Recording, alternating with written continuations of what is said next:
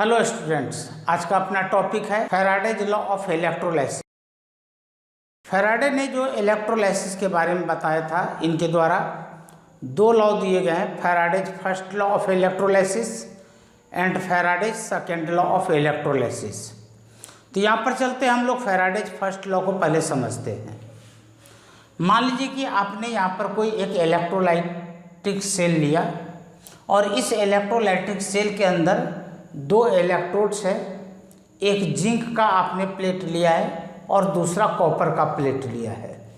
Zinc के plate को आपने एनोड से कनेक्ट किया है, यानी कि प्लस से, इलेक्ट्रिसिटी के प्लस से, और कॉपर के प्लेट को आपने इलेक्ट्रिसिटी के माइनस से कनेक्ट किया है। तो पिछले लेक्चर में आपने पढ़ा था कि इसे एनोड कहा जाएगा और इसे कैथोड कहा जाता है। और जहाँ पर एनोड मैंने लिखा है, एक्चुअली यहाँ पर ऑक्सीडेशन होता है, और जहाँ पर मैंने कैथोड लिखा है यहाँ पर रिडक्शन होता है। एक बात मैं आपको यहाँ पर और बता देना चाहता हूँ कि एनोड और कैथोड का लिंक ना तो प्लस से है और ना तो माइनस। एनोड उसे कहा जाता है जहाँ पर ऑक्सीडेशन होता है, और कैथोड उसे कहा जाता है जहाँ पर रिडक्शन हो। क्योंकि इसी चैप्टर में मैं आपको आगे जाकर के बताऊंगा कि जहाँ पर एनोड लिखा हुआ है वहाँ पर माइनस भी हो जाता है, और जहाँ पर कैथोड लिखा हुआ है वहाँ पर प्लस भी हो जाते हैं। इसलिए आपको यहाँ पर ये याद रखना है कि एनोड जहाँ पर लिखा हुआ है वहाँ पर निश्चित रूप से ऑक्सीडेशन हो रहा है, और जहाँ पर कैथोड लिखा हुआ है वहाँ पर निश्चित रूप से रिडक्शन होता है। तो चलिए बात हम लोग यहाँ पर करते हैं। फैराडे का फर्स्ट लॉ क्या कहता है? डिपॉजिटेड मास ऑफ सबस्टेंस और liberated mass of substance is directly proportional to their chemical equivalent. दोबारा सुन लें। डिपॉजिटेड मास ऑफ सबस्टेंस और liberated mass of substance is directly proportional to its chemical equivalent weight. कहने का मतलब कि यहाँ से जिंक निकला, यानी कि जिंक का लिबरेशन हुआ, और यही जिंक इस कॉपर प्लेट के ऊपर डिपॉजिट होगा। तो यानी कि जितना यहाँ से जिंक रिलीज होगा या लिबरेशन होगा, उतना ही यहाँ पर जिंक का डिपोजिशन होगा। तो जिंक धीरे धीरे थिन होता चला जाएगा, और कॉपर की प्लेट के ऊपर जिंक के डिपॉजिट होने के कारण वह थिक होता चला जाएगा। ठीक है। अब जो डिपॉजिटेड मास है या लिबरेटेड मास है उसे आपने W माना, और W directly proportional to the charge. और आपने फिजिक्स में पढ़ा होगा कि यहाँ पर करंट का जो आपने फॉर्मूला पढ़ा है Q/T होता है। यानी कि यदि करंट का डेफिनेशन देखा जाए तो करंट का डेफिनेशन आपने फिजिक्स में पढ़ा होगा, the rate of flow of charge. The rate of flow of charge का मतलब कि चार्ज एक सेकंड में कितना फ्लो किया। जितना कूलम एक सेकंड में फ्लो करेगा वह उसका रेट कहलाएगा, और उसी के रेट को चार्ज कहा जाता है। ये करंट कहते हैं। करंट, I का मतलब यहाँ पर करंट हो गया। तो करंट का यहाँ पर फॉर्मूला बना Q/T, क्योंकि Q यहाँ पर चार्ज है और T यहाँ पर आपका टाइम हो गया, और I यहाँ पर करंट है। यदि इसे क्रॉस मल्टीप्लाई किया जाए तो Q = आपको मिलता है IT। तो आप यहाँ पर लिख सकते हैं W is directly proportional to the I × T। यदि आप यहाँ से इस प्रोपोर्शनलिटी को चेंज करते हैं, जो प्रोपोर्शनल का साइन है यहाँ पर इक्वल टू का निशान लगाते हैं, तो आपको मिलता है W = ZIT। तो यहाँ पर जो Z हुआ यह केमिकल इक्विवेलेंट है, यानी कि इलेक्ट्रोकेमिकल इक्विवेलेंट, जेड का मतलब। अब हो सकता है कि आप इस बात को इस तरीके से ना समझें कि जी जेड का वास्तव में मीनिंग क्या बनता है। तो मैंने आपको यहाँ पर कहा कि जेड को इस तरीके से आप डिफाइन कर सकते हैं कि जेड भी एक तरीके का डिपॉजिटेड मास ही होता है।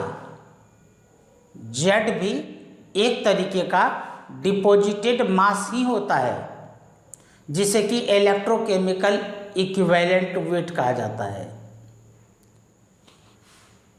जेड का वास्तव में मीनिंग बनता है कि जब एक सेकंड में एक कूलाम चार्ज पास हो, जब एक सेकंड में एक कूलाम चार्ज पास हो और इतने में यहाँ पर जितने अमाउंट में सबस्टांस डिपॉजिट होता है, इस डिपॉजिटेड मास ऑफ सबस्टांस को इलेक्ट्रोकेमिकल इक्विवेलेंट वेट कहा जाता है। दोबारा सुन लें। The mass of the substance deposited by 1 coulomb of charge और by 1 ampere of current passed for 1 second. समझ में आ गया कि एक सेकेंड के लिए 1 एम्पियर करंट पास हो रहा है, ये 1 कूलम चार्ज पास हो रहा है। इतने पास होने पर यहाँ पर जितने अमाउंट में सबस्टांस डिपॉजिट हो रहे हैं, उस अमाउंट को, उस वेट को जेड कहा जाता है। और एक बात और भी याद रखें, फिजिक्स में मास और वेट को अलग अलग लिया जाता है, लेकिन यदि केमिस्ट्री में मास बोला जाए या वेट बोला जाए तो उसे मास ही समझना है। यहाँ पर वेट भी यदि बोला जा रहा है तो वो मास के बारे में ही बोला जा रहा है। तो ये खास आपको याद रखना है, ठीक है। तो यहाँ पर जेड निकालने के कई अलग से फार्मूले भी होते हैं। तो मैं आपको ये साइड में स्क्रीन पे इसका फॉर्मूला दिखा रहा हूँ, आप यहाँ से ये फॉर्मूला नोट कर लें। अब यहाँ पर देख लीजिए, Faraday's second law of electrolysis. Faraday's second law of electrolysis में क्या कहा जाता है कि if 2 or more than 2 electrolytic cells are connected in series, मान लीजिए कि आपके पास 1, 2 और 3 ये 3 इलेक्ट्रोलाइटिक सेल हैं। यहाँ पर आपने जिंक लिया, यहाँ पर आपने कॉपर और यहाँ पर आपने एजी सिल्वर ले लिया। यहाँ पर मान लीजिए कि आपने आयरन लिया है, यहाँ भी आपने आयरन ले लिया, यहाँ भी आपने आयरन ले लिया और यहाँ भी आपने आयरन लिया, और जिंक को आपने प्लस से कनेक्ट किया और इधर आयरन को आपने माइनस से कनेक्ट किया और इसे आपस में सीरीज में आपने कनेक्ट कर दिया।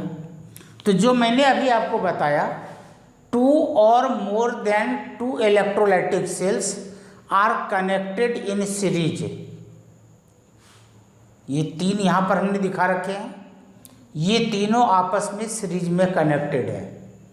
फिजिक्स में आपने पढ़ा होगा कि सीरीज में करंट कांस्टेंट रहते हैं, यानी कि जितना करंट यहाँ पर होगा उतना ही करंट यहाँ पर भी होगा और उतने ही करंट यहाँ भी होंगे, तीनों जगह करंट सेम होंगे। यहाँ पर इलेक्ट्रोलाइट के रूप में ZnSO4 लेंगे, यहाँ पर आप CuSO4 और यहाँ पर आप AgNO3 लिए। अब जब यहाँ से करंट पास होगा तो इस आयरन के ऊपर Zn डिपॉजिट होगा, सेकेंड वाले में इस इलेक्ट्रोड के ऊपर कॉपर डिपॉजिट होगा, और थर्ड वाले इलेक्ट्रोलाइटिक सेल में इलेक्ट्रोड के ऊपर सिल्वर यानी कि Ag डिपॉजिट होगा। तो अब जरा सा फर्स्ट वाले को हम लोग दोबारा चेक करेंगे। फैराडे के फर्स्ट लॉ में ये कहा गया था, deposited mass of substance is directly proportional to the charge. यदि चार्ज की क्वांटिटी ज़्यादा है, इसका मतलब कि करंट की क्वांटिटी ज़्यादा है, चार्ज की क्वांटिटी कम है, इसका मतलब करंट की क्वांटिटी कम है, और यदि ज़्यादा चार्ज है यानी कि ज़्यादा करंट है तो यहाँ पर ज़्यादा डिपॉजिट होगा, कम करंट पास हो रहा है तो कम डिपॉजिट होगा। लेकिन यहाँ पर हर जगह सेम क्वांटिटी में करंट पास हो रहा है। तो यदि फर्स्ट लॉ को देखें तो उस हिसाब से हर जगह सेम क्वांटिटी में डिपॉजिट होने चाहिए, यानी कि जितना ग्राम यहाँ पर जिंक डिपॉजिट हो रहा है उतने ही ग्राम यहाँ पर कॉपर डिपॉजिट होने चाहिए था, और उतने ही ग्राम यहाँ पर सिल्वर डिपॉजिट होने चाहिए था। लेकिन एक्चुअली ऐसा होता नहीं है। होता क्या है कि इन तीनों इलेक्ट्रोड्स के ऊपर डिफरेंट अमाउंट में Zn डिपॉजिट होगा, कॉपर डिपॉजिट होगा और सिल्वर डिपॉजिट होगा। अब सोचने वाली बात यह है, तो क्या यहाँ पर फैराडे का फर्स्ट लॉ फेल हो गया? बिल्कुल नहीं, ऐसा मैंने बोला ही नहीं है। यहाँ पर कुछ और भी बातें हैं। अब यहाँ पर सेकंड लॉ क्या कहता है, इफ टू और more than two electrolytic cells are connected in series then deposited mass of substance is directly proportional to their equivalent weight।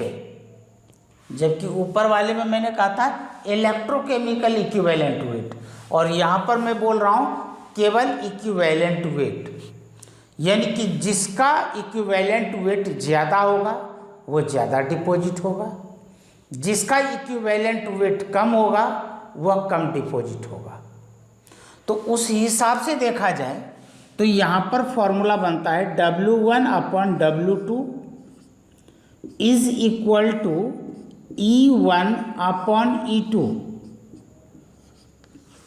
तो W1 यानी कि फर्स्ट एलिमेंट का डिपॉजिटेड मास, W2 का मतलब सेकेंड एलिमेंट का डिपॉजिटेड मास, E1 का मतलब फर्स्ट एलिमेंट का इक्विवेलेंट वेट, और E2 का मतलब हो गया सेकेंड एलिमेंट का इक्विवेलेंट वेट। तो मुझे लगता है कि यहाँ तक आपके समझ में आ गया होगा। अब इससे रिलेटेड एक दो न्यूमेरिकल देख लेते हैं ताकि आपके सारे कॉन्सेप्ट्स क्लियर हो जाए।